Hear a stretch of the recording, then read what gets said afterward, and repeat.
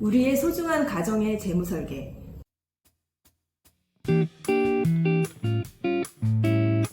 부동산만 있는 건 아니죠. 예, 보험도 있습니다. 오늘은요,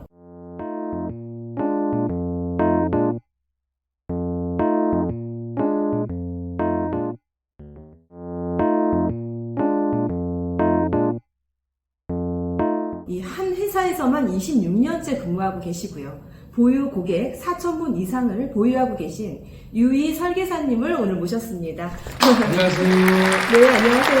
저는 이름이 유희라고 합니다. 여자라고 오해를 하셔서 가끔 여자라고 전화 오시는 분이 있는데 남자이니까 좀 의아하시는 분도 좀 계세요. 네, 이름이 정말 아름다우신 우리 유희 설계사님. 예. 예, 설계사님. 간병보험이 있잖아요. 그리고 또 치매보험이 있고요. 예. 둘 중에 하나만 선택을 해야 한다면 어떤 보험에 가입하는 것이 좋을까요? 예, 알겠습니다. 네. 제 경험상 제가 손을 들어달라면 둘 중에 저는 간병보험에 손을 들고 싶어요. 물론 보험 설계사마다 다 자기 주관이고 경험이 다르기 때문에 설계사마다 아마 다 다르게 답이 나올 수가 있는데요. 저는 개인적으로 간병보험입니다. 왜냐?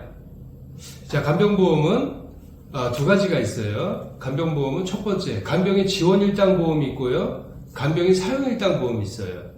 간병인 지원일당 보험은 요양병원이든 요양원이든 일반 병원이든 어디든 입원하셔서 간병인을 부르시면 보험회사에서 간병인을 지원해주는 그런 보험인데요. 사실상 간병인 사용 일당 보험은 내가 간병인을 먼저 고용하고 회사에 요청을 하면 보험금을 지급받는 방식인데요. 간병인 지원 일당은 단점이 있습니다. 3년, 5년, 10년 갱신형이거든요. 그 갱신형은 보험료 납입기간이 정해져 있지가 않고 100세까지 원하는 기간만큼 내셔야 되는데 보험료가 상당히 인상될 수가 있습니다. 그래서 젊은 분들은 간병인 지원일당 보험을 피하시는 게 좋을 듯 하고요. 그래서 간병인 사용일당을 저는 추천을 많이 드리는데 20년을 내시고 100세까지 보장을 받으시는데요. 20년 동안 내시다가 그 사이에 암이나 뇌졸중 급성심근경색 질병상의 80% 이상의 장애를 판단을 받으시면 보험료 면제 기능이 있어요. 그래서 저는 이 보험이 좋다고 생각하고요. 물론 물가 상승률에 따라서 인건비니까 오를 수는 있지만 내가 내는 보험료도 20년 동안 고정이 돼 있기 때문에 그 상세 효과는 있을 수 있다고 보고요. 그래서 개인적으로 저는 간병인 지원일당 보험을 추천해 드리고 싶습니다. 그 중에서도. 그리고 치매보험은 치매에 한정이 돼 있는 거죠. 오로지 치매에 걸려야만 경증이든 중증이든 중증도든 받을 수가 있는데 간병보험은 감기든 치매든 암이든 그 어떤 질환이든 다치거나 질병이든 입원하셔서 간병인을 쓰시게 되면 그 질병의 종류와 관계없이 받을 수 있다는 그 장점 때문에 저는 치매보험보다 간병보험을 손을 들어드리고 싶어요. 저 개인적으로는 그렇습니다. 예. 이상입니다. 또 질문. 그렇다면은 간병보험의 월보험료는 어느 정도 예상할 수가 있을까요? 물론 가입 나이와 그 건강 상태에 따라 다 다른데요. 그 기준으로 40대 기준으로 본다면 3만 원대서부터 또 4만 원, 5만 원대, 6만 원대, 7만 원대, 8만 원대.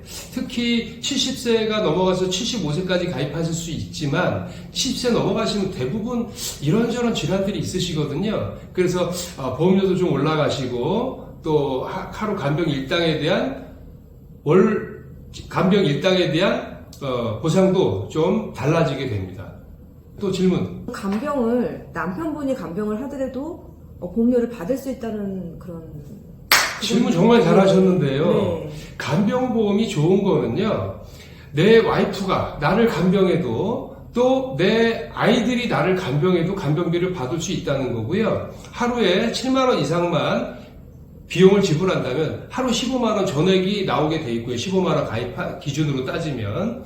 그래서 옛날처럼 간병인을 구하는 게 어렵지 않습니다. 저만 해도 어머니 아버님이 간병인을 아프셔서 많이 필요로 했었는데 보통 병원의 원무과에 간병인 구하는 그 간병인 협회 전화번호가 여러 가지가 나와 있습니다. 그 중에 전화해서 한 4군데, 5군데 전화해보면 3군데, 4군데는 간병인을 구할 수가 없다, 마감이 됐다, 인원이 없다라고 말씀하시는데 요즘에는 간단한 어플을 통해서 간병인을 어디서든 쉽게 구할 수 있기 때문에 내가 원하는 간병인을 구할 수 있는 차원에서라도 간병인 지원일당, 사용일당, 지원일당이 아니죠. 사용일당 보험이 저는 좀 더 훌륭하다고 생각합니다. 왜냐? 간병인 지원일당은 내가 원하는 사람을 부를 수가 없잖아요. 회사에서 간병인을 보내주는 거기 때문에. 그리고 제가 50대인데 간병인이 필요해서 간병인을 필요로 해서 부르면 70대가 올 수도 있어요. 그러면 50대인 제가 70대인 간병인을 막 이래저래 요청할 수가 없는 그런 상황도, 어색한 상황도 발생이 될 수 있고요. 또 간병인하고 안 맞았을 때 보험회사 요청해서 계속 바꿔야 되는데, 그러면 지금 당장 간병인이 필요한 상태에서 아주 유용하게 이용할 수 없는 단점도 좀 있습니다. 또 질문. 그럼 하루에 간병인 보상은 얼마나 나오나요? 예. 자, 하루에 15만원까지 요즘에 간병 비용을 책정할 수가 있는데요. 7만원 이상이면 15만원을 지불해 드릴 수가 있고요. 일반 병원은 180일 한도 내에서 쓰실 수가 있고요. 나머지 180일은 면책이 되고, 그 다음 연도에 다시 180일을 보상받고 180일은 면책이 되고, 그랬을 경우에는 또 요즘에 인공관절 수술을 한다든가 기타 다른 수술을 할 때 일반 병원에서 간호간병 통합 서비스를 지원해주는 병원이 많아요. 그러면 간호간병 통합 서비스는 간병인을 부르지 않아도 간호사가 전문적인 지식을 가지고 간병을 해주기 때문에 그것도 180일까지 보장받을 수가 있고요. 그것도 하루 15만 원이 한도 되겠습니다. 근데 간병인 사용일당의 단점은 요양병원에 입원하셨을 땐 한도 3만 원이라는 거고요. 요양원은 의사가 없기 때문에 지원이 불가합니다. 이 점은 참조하셨으면 좋겠습니다. 네, 그럼 설계사님, 간병보험과 치매보험 중에 하나라면은 지금 간병보험을 추천해 주셨잖아요. 네. 그렇다면 간병보험을 추천하는 이유에 대해서 예. 3가지로 요약해 주실 수 있으시겠어요? 예, 알겠습니다. 자, 간병보험을 추천하는 이유 첫 번째. 내 가족이 간병을 해도 지원받을 수 있다. 네. 두 번째, 간병인 자격증이 없는 사람이 나를 간병해도 된다. 세 번째, 질병의 종류에 관계없이 입원했을 때 간병인을 부르면 어차피 치매도 간병인이 필요했을 때 간병인을 불렀을 때 보상받으려고 하는 거지 않습니까? 그러면 간병보험은 치매뿐만 아니라 일반 감기, 다치거나 상해나 질병이나 이유의 종류에 관계없이 보상을 받을 수 있다는 점에서 저는 간병보험에 1승을 드리도록 하겠습니다. 네, 오늘 말씀 감사합니다. 더 자세한 내용은 앞으로 다음 시간에 또 유희 설계사님과 함께 자리 또 다시 마련해 보도록 하겠습니다. 예, 감사합니다. 이제 마지막으로 한 가지만 참조해서 말씀드리겠습니다. 네.